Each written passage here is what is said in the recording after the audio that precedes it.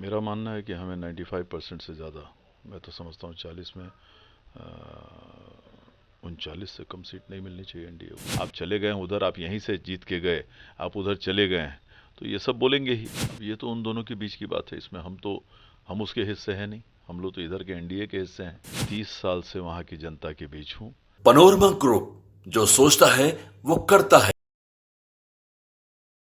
नमस्कार, आप देख रहे हैं भारत लाइव और मैं हूं हमजा अब्बास। देखिए, लोकसभा का आगाज़ हो गया है। आपने देखा है किस तरीके से एनडीए ने तमाम अपने सीटों का बंटवारा कर लिया है और जेडीयू की तरफ से तमाम अपने उम्मीदवारों के भी नाम का ऐलान हो गया है। आपको बता दें कि सीतामढ़ी से देवेश चंद्र ठाकुर, जो कि आपको बिहार विधान परिषद के सभापति हैं, उनको टिकट दिया गया है। वो अभी हमारे साथ खास बातचीत के लिए मौजूद है। उनसे जानेंगे कि आने वाले लोकसभा में किस तरीके से जेडीयू जो है अपने तमाम उम्मीदवारों का जो आने वाला चुनाव है उसमें कैसा प्रदर्शन करेगा और कैसे जेडीयू की तैयारियां हैं। सर, पहले तो आपको सर बहुत मुबारकबाद सर, टिकट मिला है। बहुत बहुत शुक्रिया। कैसे सर देखते हैं सर आने वाले चुनाव को सर?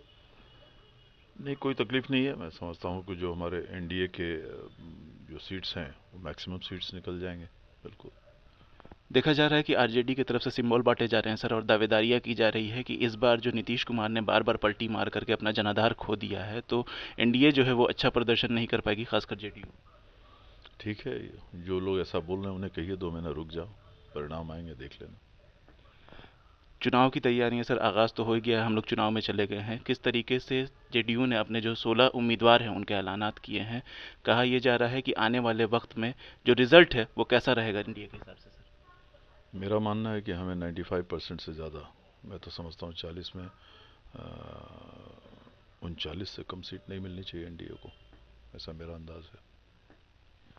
काफ़ी जो लोग सर जेडीयू को छोड़ करके, बीच में देखा जा रहा है कि कई लोग जो है जेडीयू का दामन छोड़ करके आरजेडी के साथ जा रहे हैं और कह रहे हैं कि जेडीयू में कार्यकर्ताओं की इज्जत नहीं की जा रही है सर, इसीलिए जेडीयू छोड़ रहे नहीं, बिल्कुल गलत बात है। देखिए, ये चुनाव के समय हमेशा हर चुनाव में ऐसा होता है कि जो लोग लड़ना चाहते हैं, और हर आदमी को अधिकार है लड़ने का और सोचने का कि हाँ, पार्टी से उनसे टिकट मिले, इसमें कोई गलती नहीं है। लेकिन जब नहीं मिलती है और वो सोचते हैं कि नहीं, मैंने इतना काम किया है कि इधर नहीं मिले तो मैं उधर भी चले जाऊंगा तो मैं जीत जाऊंगा, तो वो चले जाते हैं, फिर परिणाम जो होता है सामने आ जाता है।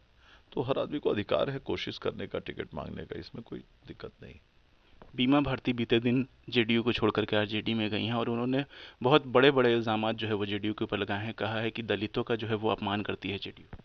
चलिए, ये सब तो दलितों का अपमान, जितना ज़्यादा पिछड़ों का, अति पिछड़ों का और दलितों का और महादलितों का सम्मान माननीय नीतीश कुमार के सरकार में हुआ है, आज तक इससे पहले कभी नहीं हुआ था बिहार में।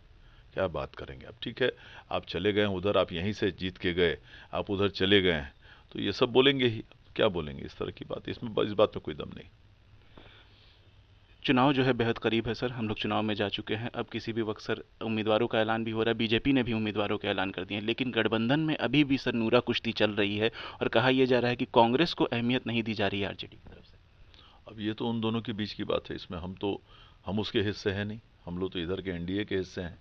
अब आरजेडी और कांग्रेस में अगर खींचातान चल रहा है तो ये उनसे पूछिए, अब उस पर मैं टिप्पणी नहीं करता। आप लोग भी सर इंडिया गठबंधन में थे सर। आप नीतीश कुमार ने भी इस चीज़ को लेकर के साफ तौर पर कहा था कि सीटों बंटवारा हो या कोई किसी तरह का काम हो, जो जिस तरीके से अलायंस जो काम करती है उस पर किसी तरह की आरजेडी जो है तवज्जो नहीं दे रही थी, और वही चीज़ अभी भी पेश आ रही है सर सीटों को लेकर के सामने। फिर वही बात है, वो तो आरजेडी उसका जवाब देगी, मैं उस पर जवाब नहीं देना चाहता। आपको सर सीतामढ़ी से सीट मिला है सर, कैसे देखते, लोगों के बीच आप गए होंगे वहाँ सर, क्या फीडबैक है सर और किस तरीके का सर पब्लिक का ही है? नहीं, मैं सीट मिलने के बाद लोगों के बीच नहीं गया हूँ। उससे पहले सर? मैं पिछले 30 साल से वहाँ की जनता के बीच हूँ। 22 साल से विधान परिषद का सदस्य हूँ, निर्वाचित सदस्य हूँ। 2-2 बार निर्दलीय जीता हूँ, 2 बार पार्टी से जीता हूँ। बिहार सरकार में माननीय नीतीश कुमार ने मुझे मंत्री भी बना के रखा था। इसलिए मेरा जो जुड़ाव है हमारे क्षेत्र से, न सिर्फ स्नातक मतदाता से, क्योंकि मैं तो पिछले 2-3 टर्म से कोशिश कर रहा था कि लोकसभा भी लड़ूं। शायद मेरे किस्मत में नहीं था, भाग में नहीं था, लेकिन अब वो आया है। मैं धन्यवाद देता हूं नीतीश कुमार जी को, आदरणीय ललन सिंह जी को, आदरणीय सभी जो हमारे नेता लोग हैं, मैं उन सभी को धन्यवाद देता हूं। और मुझे विश्वास है कि बहुत ज़्यादा भारी भारी मतों से मैं ये वोट निकालूंगा। जेडीयू ने कई अपने कैंडिडेटों को रिपीट किया है सर, लेकिन कुछ लोगों को जो है वो चेंज भी किया है सर। क्या लगता है सर, उस चेंज का कुछ नतीजा दिखेगा सर, जो चेंजेस आए? नहीं, चेंजेस तो कहीं कहीं जो वो चुनाव में कुछ इत्तेफाक हो जाते हैं, कोई कैंडिडेट यहाँ कोई कैंडिडेट वहाँ, उस हिसाब से चेंजेस हुए हैं। कोई इस तरह से ड्रॉप जिसको कहा जाता है कि वो जीतने वाले नहीं हैं इसलिए उनको हटाया गया, इस तरह से बात नहीं है। तो मैं समझता हूँ कि उस तरह की कोई प्रॉब्लम कहीं किसी क्षेत्र में नहीं है।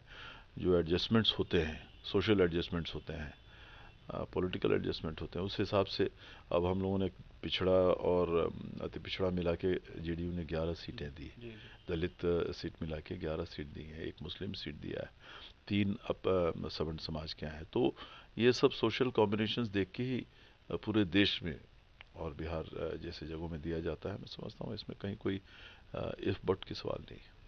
आखिरी सवाल सर, 400 पार का नारा एनडीए ने दिया है पूरे मुल्क में सर, और बिहार में 40 पार का नारा दिया गया है एनडीए के ज़रिए से। गठबंधन जो है जब से आप लोग का सीटों का बंटवारा हुआ है, इसी चीज़ पे जोर दे रहा है कि 10 सीट भी एनडीए इस बार निकाल ले तो बहुत आसानी से देखा जाएगा। गठबंधन इस बार 2 सीट भी निकाल ले तो हम भी कहते हैं कि देखा जाएगा। हम भी समझते हैं कि गठबंधन को 2 सीट भी नहीं निकलेगी, सवाल ही नहीं उठता है। ये वक्त बताएगा, तो स्वाभाविक है ना। अभी हम एक दावा करेंगे, वो दावा करेंगे, आप 2 महीना इंतजार कर लीजिए रिजल्ट के।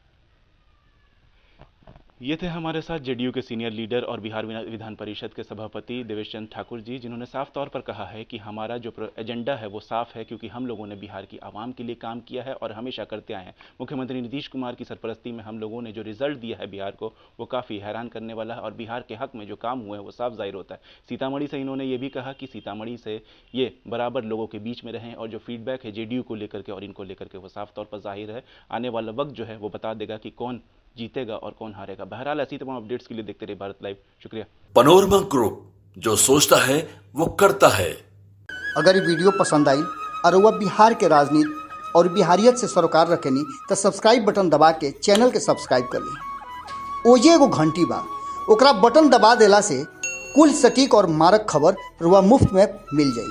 अगर रुआ पत्रकारिता के हमनी के नया प्रयोग में सहयोग कर चाहतानी तो ज्वाइन बटन दबा दी।